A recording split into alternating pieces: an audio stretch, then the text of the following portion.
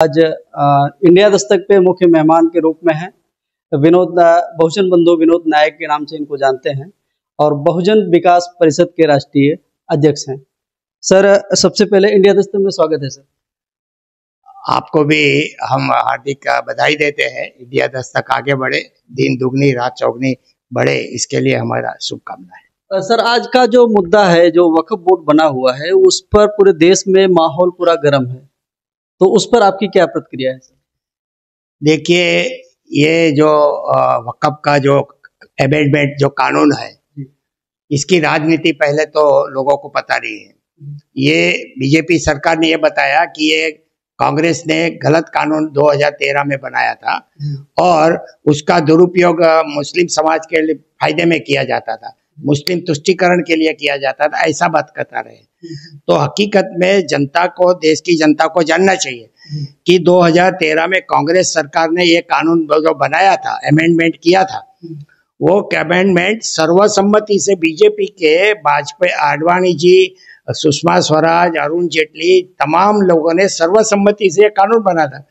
तो फिर आज ये कांग्रेस ने गलत किया और षड्यंत्र किया, ऐसा आज अमित शाह जी बोल रहे हैं और बीजेपी सरकार बोल रही है, और ये खत्म करने का जो उन्होंने कानून बनाया है, तो इसकी राजनीति पहले तो देश की जनता को समझना पड़ेगा।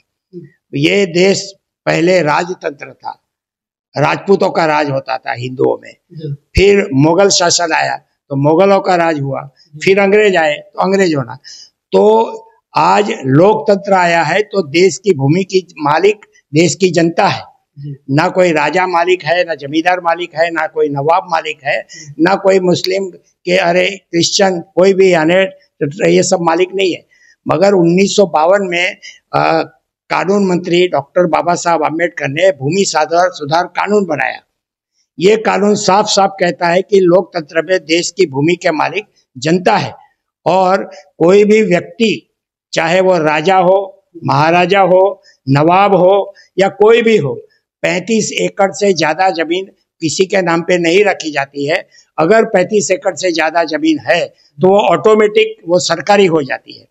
तो उस वक्त क्या हुआ कि जितने भी हिंदू जमींदार थे, राजा थे, ये लोगों ने क्या किया, कांग्रेस के साथ मिल करके एक षड्यंत्र किया और विनोबा भावे को खड़ा करके दलितों की आवाज दबाने के लिए उनको भूदान में हम जमीन देंगे, राजा महाराजा दान देंगे, और वो जमीन दलितों को, पिछड़ों को, भूमिहीन गरीबों को दिया जाएगा।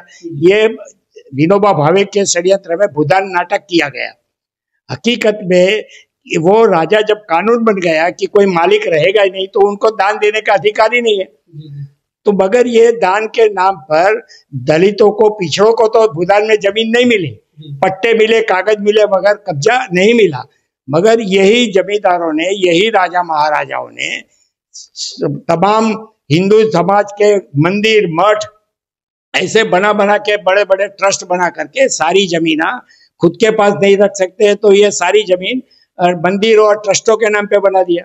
वैसे ही जो मुगल शासक थे, जो नवाब थे, उन्होंने वक्फ में दान दे दिया, और क्रिश्चियन अंग्रेज जो से जाते जाते अंग्रेजों ने भी दान दे दिया अपने कैथोलिक को। क्योंकि जब ये कानून बना तो पहले तो बोलते थे कि मुसलमानों का तुष्टीकरण के लिए कानून बना था, तो कानून तो बीजेपी और कांग्रेस ने मिलकर बनाया था। ये कब बनाया था? ये 2013 में बनाया था, और 2014 में मोदी जी की सरकार आई। 2024 तक उनको ये वक्फ का कानून नहीं दिखा, और 2025 में यही मोदी सरकार वक्फ का कानून अमेंडमेंट खत्म करके ये मुसलमानों की जो जमीन है ये हड़प करने का षड्यंत्र है।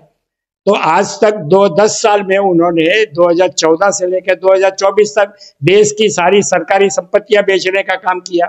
अब ये मुसलमानों की जमीन बेचने का काम करेंगे। क्या लगता है आपको, ये वक्फ कानून जो है वो संवैधानिक है या असंवैधानिक? देखिए, वक्फ जो बना था वो मुगल शासन से बना हुआ था, और अंग्रेजों ने, भाई मुगल शासक को जो था, तो उन्होंने वक्फ का जो दान में मिली है जमीन, तो वो वक्फ तो सही था।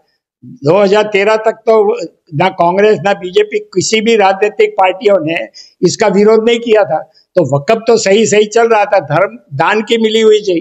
मगर मुसलमानों को ये मूर्ख बनाने के लिए बीजेपी और कांग्रेस ने मिलकर के कानून बनाया। अब दोनों मिलकर के कानून हटाने की बात करते हैं। संसद में इतनी चर्चा हुई 12-12 घंटे की, तो वहां पर प्रियंका गांधी या राहुल गांधी ने तो कोई वक्तव्य नहीं दिया कानून के विरोध में।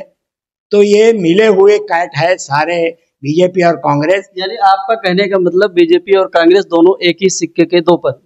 ये वही तो हुआ। अगर बीजेपी ने कांग्रेस ने गलत किया था तो बीजेपी ने भी गलत किया था 2013 में, सर्वानुमति से कानून पास हुआ था ना।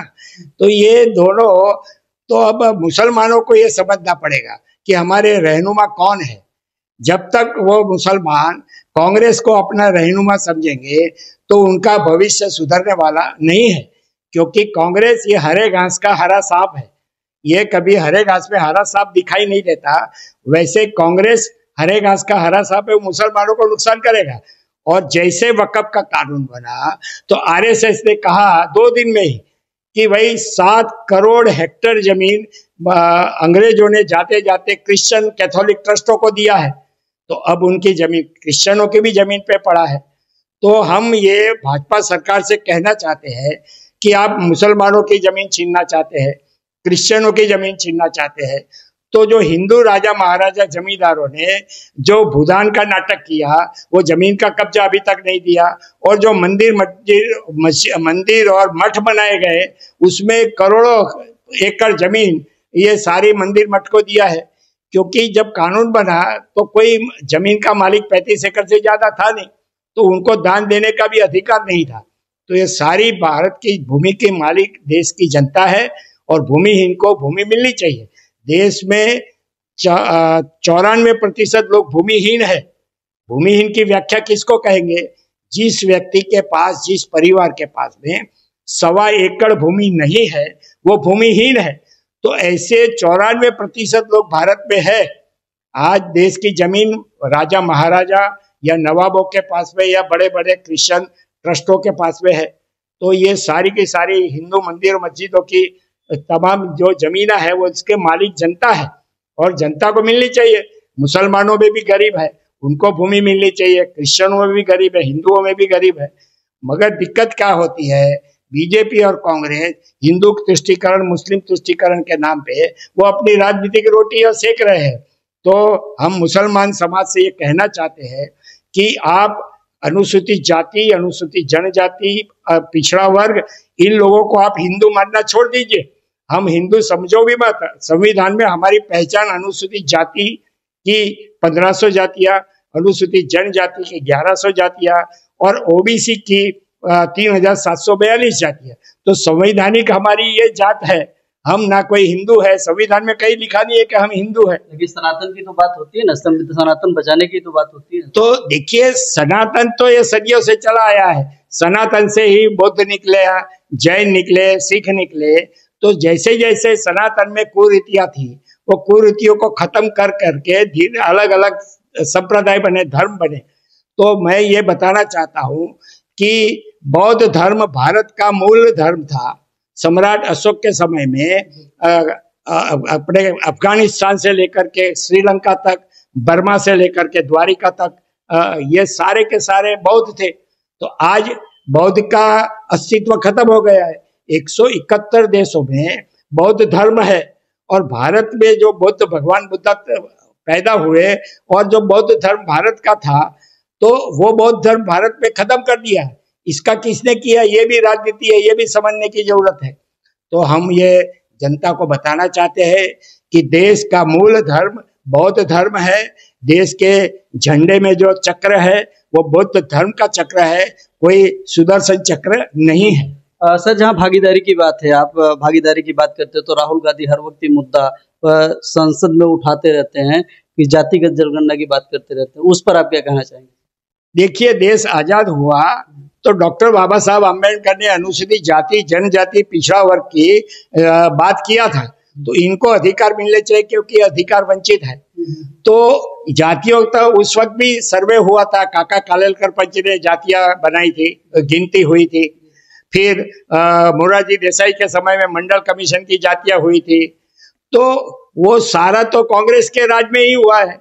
बाद में भाजपा की, वाजपेयी की जी सरकार आई, मोदी जी की भी सरकार आई, मगर आज तक जाति जनगणना नहीं हुई है। जब आज पिछड़े वर्ग के नेता लालू, मुलायम, नीतीश, स्टालिन, ये सारे के सारे लोगों ने जाति की राजनीति मजबूत किया, तो अब कांग्रेस को लगने लगा हमारा अस्तित्व खत्म हो जाएगा, क्योंकि दलित है वो बसपा में चले गए, बहुजन मूवमेंट में, मुस्लिम थे वो लालू, नीतीश और इनके साथ में चले गए, तो उनका जनाधार रहा नहीं।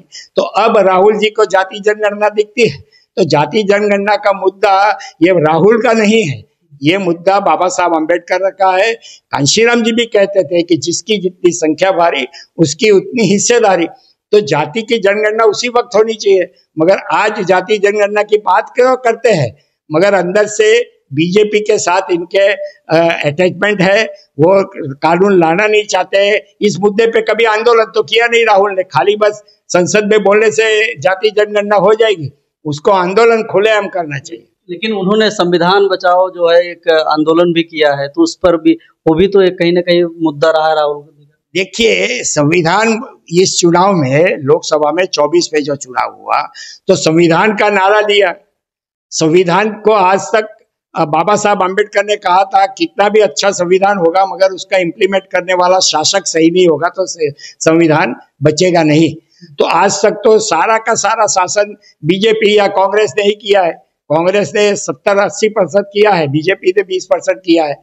तो संविधान बचाने का मुद्दा ये तो सिर्फ ये नैरेटिव बनाया है, ये नैरेटिव बना के संविधान के नाम पे उन्होंने वोट लिया और अपना अस्तित्व बचा लिया, 99 सरकार सीट आ गई। मगर हकीकत में संविधान विरोधी ही बीजेपी भी है और कांग्रेस भी है। कांग्रेस हरे घास का हरा सांप है, वो हिंदू, मुसलमान, दलितों को मूर्ख बनाता है।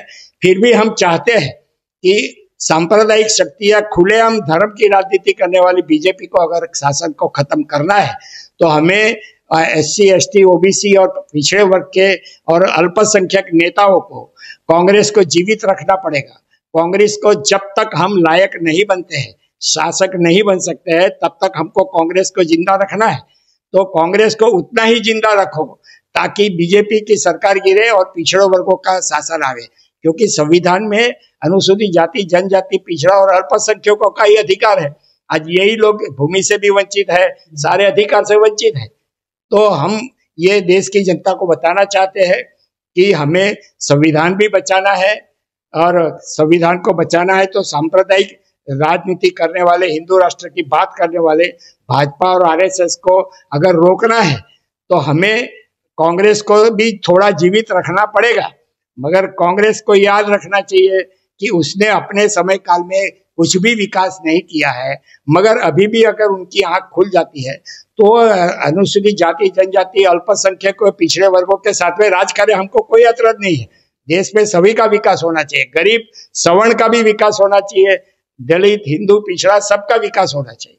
तो दर्शकों, आपने देखा कि बहुजन विकास परिषद के जो राष्ट्रीय अध्यक्ष हैं बहुजन बंधु विनोद नायक ने अपनी प्रतिक्रिया दी है कि संविधान बचाओ, जो राहुल गांधी का जो संविधान बचाओ का जो नारा है, और इसके साथ साथ में जाति जनगणना पे और वक्फ बोर्ड पे इन्होंने अपनी प्रतिक्रिया दी है।